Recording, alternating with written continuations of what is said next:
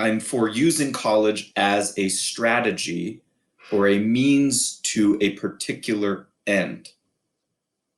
And so we'll talk about today the end for which you should use college, meaning not the end in time, but the goal for which you should decide whether or not you're going to use college.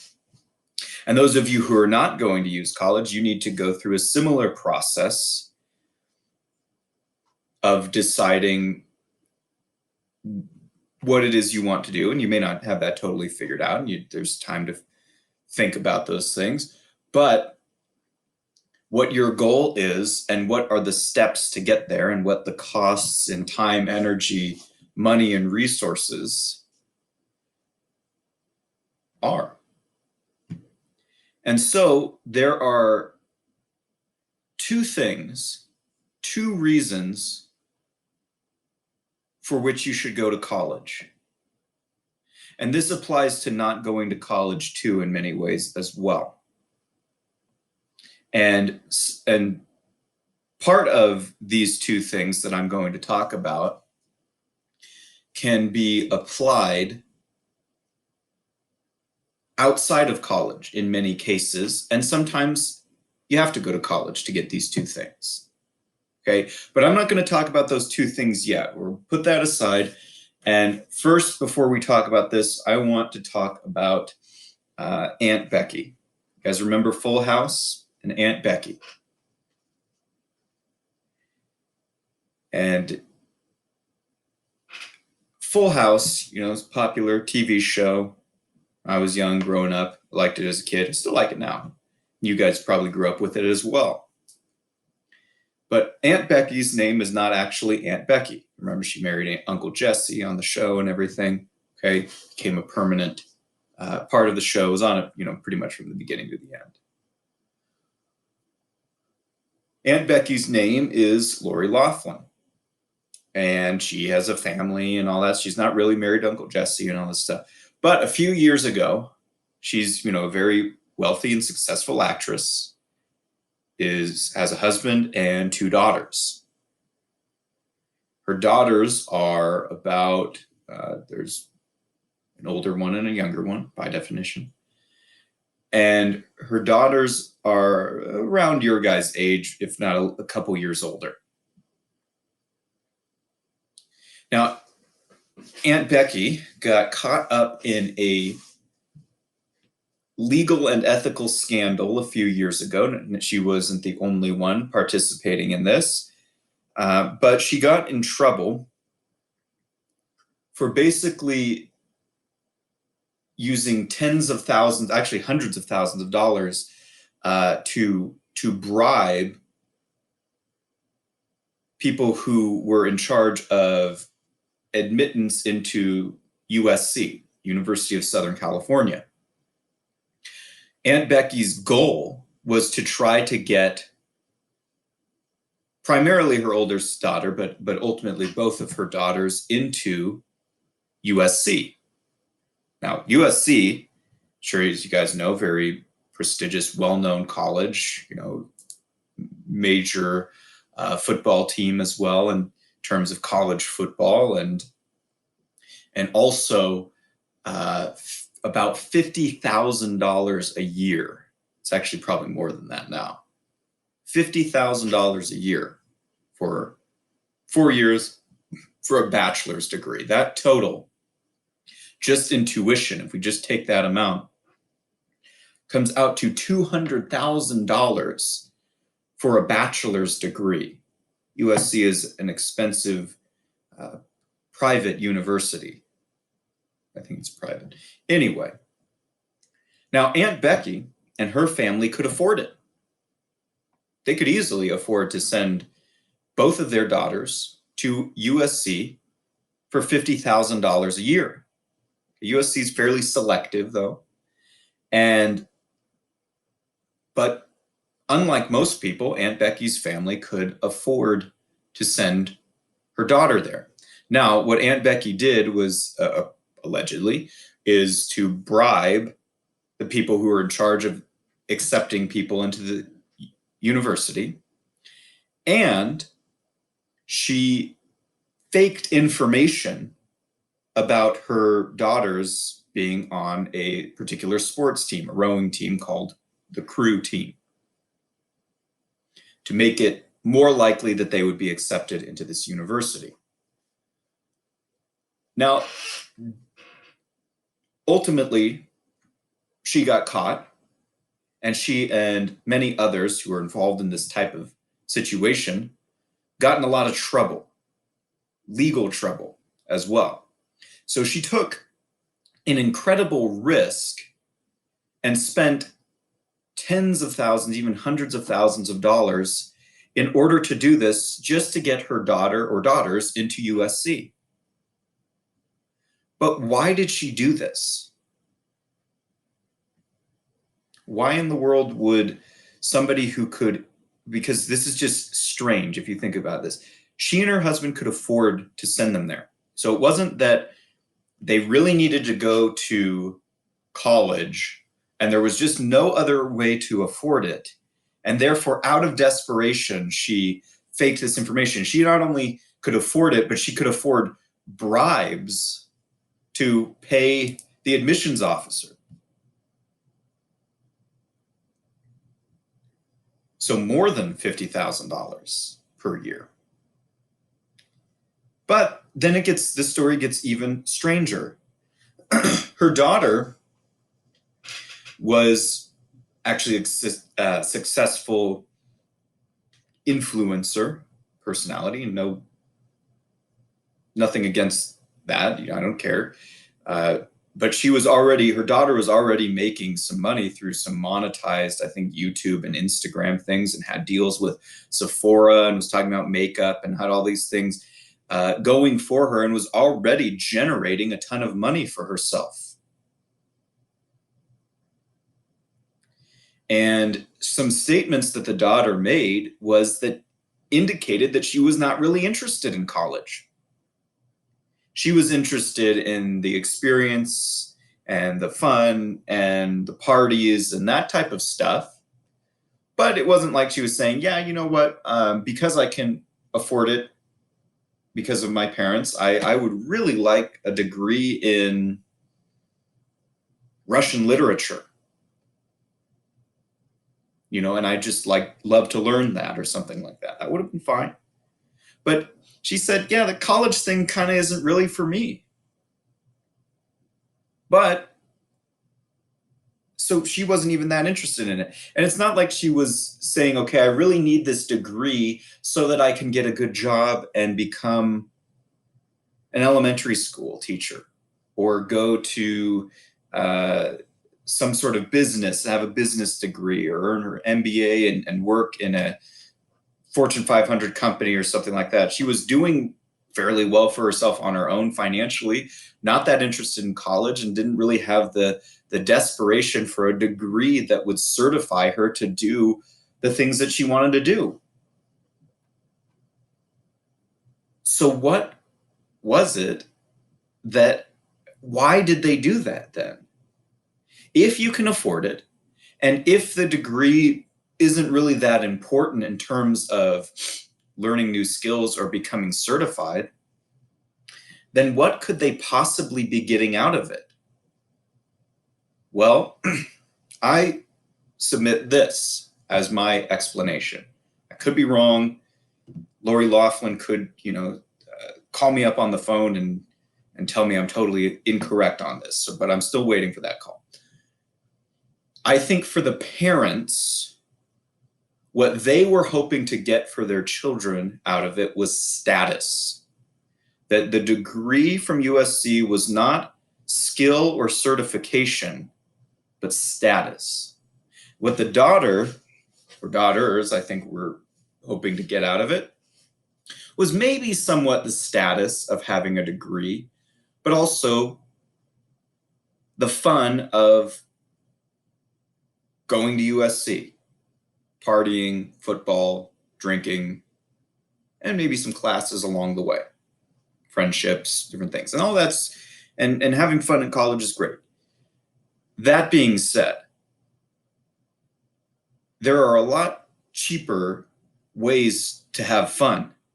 And what you really have to ask is, I think that many people, even though they don't do or would never do or wouldn't have even the resources to do what Aunt Becky did, still have that mindset that the degree and the name on the degree is about status. And this is why often people choose colleges that are unaffordable to them, because they would rather have the same degree with a famous name on it rather than what the degree is getting them. And often people are what I call degree poor. I don't know if I made up this term. I think I did, but who knows? Somebody else may have used it before me. There are two terms that I didn't make up called house poor and car poor. Often people driving a fancy car, it doesn't even have to be that fancy, but that they're making a regular payment on, they have a payment commitment on. You would look at that from the outside and you think, man, that person financially is killing it. Driving a nice car, maybe they have bought a nice house. But remember, most Americans are living paycheck to paycheck and don't have enough money to cover even a $500 emergency.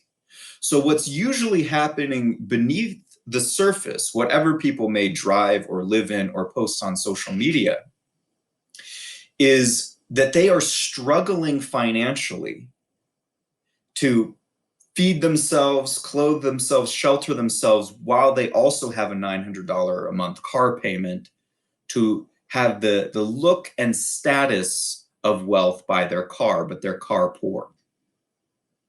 Or they bought a house when they weren't ready, and it looks like, man, they're killing it. They have their own home, but there's struggle financially beneath the surface just to maintain the mortgage payment. And so they can be house poor. The category that I've come up with is degree poor. That yes, somebody may have a degree from USC, UCLA, Harvard, Columbia, Yale, Princeton, Stanford, and nothing against having a degree from those places if you can afford it. But the famous name on the degree, the idea is that it will equate status. Now, I've never been asked in a job interview where I went to college. And it never comes up.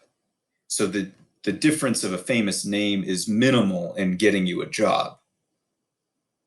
That being said, many people want the status that comes along with attaining a degree from a college with a certain recognized name. But if status is your goal for college, or one of your main goals for college, that's actually fine with me. I think the thinking should change around that. But it's actually fine with me if, this is a big conditional, if you can afford it. If you have enough wealth to pay for USC in cash and you want to go ahead and do that just so that you can have the status of a USC degree if you finish and graduate, then more power to you. No hate for me. However, there's two other things I think that kind of get lost in the focus of why people should be earning degrees, or that these should be the goals that people have in mind. And goal number one should be skills. You guys remember Napoleon Dynamite when he talks about skills? You guys maybe don't even know that movie. But anyway, he talks about that girls like guys with skills and stuff. But seriously, skills should be reason number one. Well, these don't have to be in particular order, but these are just in logical order, they're not in order of priority. But reason number one is that the reason for attaining a degree should be that if you don't, in your chosen field, you will not have the skills necessary to be competent. In other words, will the classes that I take in college and the people that I'm going to learn from give me the skills and competence, or at least move me toward competency in the field that I want to do?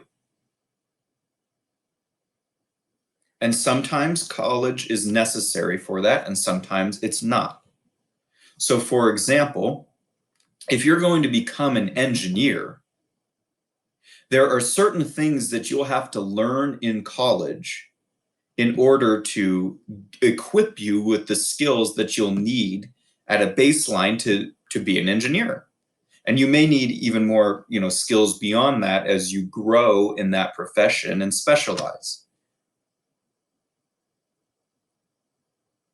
So, will number one, pursuing college give me the skills to create value for others in my chosen field so that I can serve others effectively in the field that I enter and create value to them?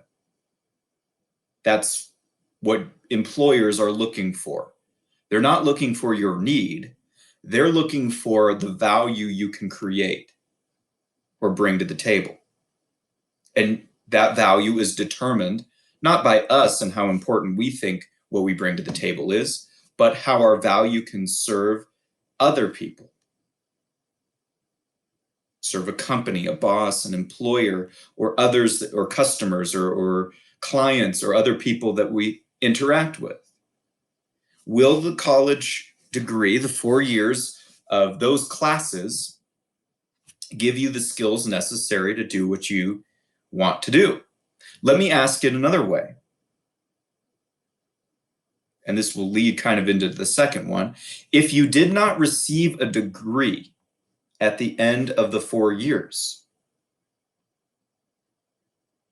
would the skills and things that you learned in college still be worth it?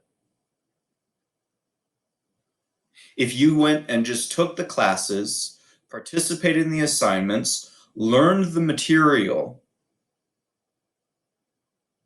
whether you received a degree or not, would you be competent in what you have learned? Would it have added the value of knowledge and skills for you to do the job that you want to do and create value for others? Now, that being the case, you guys and I are living in a time now where many of the skills that you can learn to create value for other people do not have to be learned in a college classroom. You can learn to code online.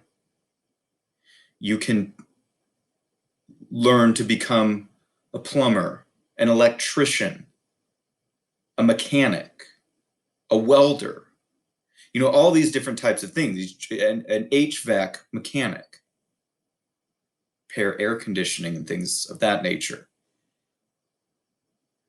Now, all those things you can't learn online, which will get me to the second one in a minute.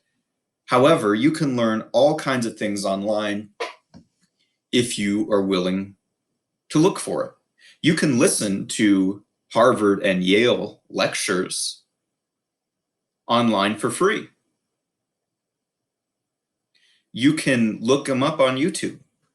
You can participate in classes. You can often, under normal circumstances, visit colleges and sit in on the classes. Now, it depends on the professor and the requirements of the school and all that type of thing as well.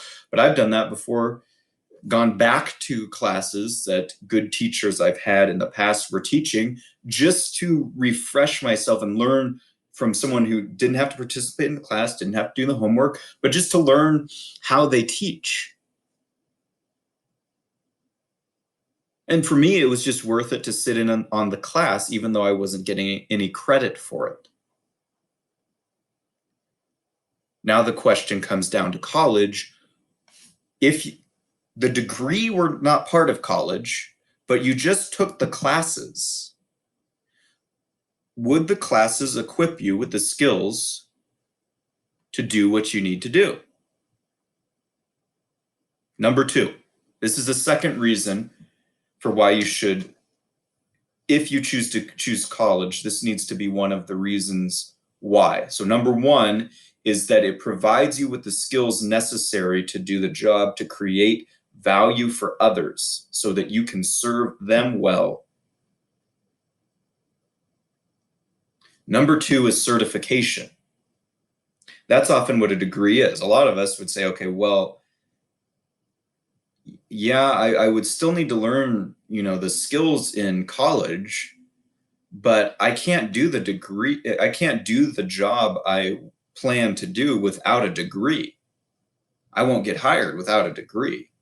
And that's why this is included. Sometimes you need to get a college degree for certification. You can't be an engineer without a degree.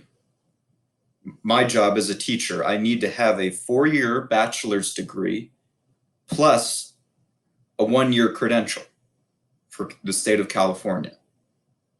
I couldn't do this job unless I could do something involving teaching through more of a business angle, but I couldn't do this job teaching in a public school without a 4-year college degree plus a 1-year teaching credential.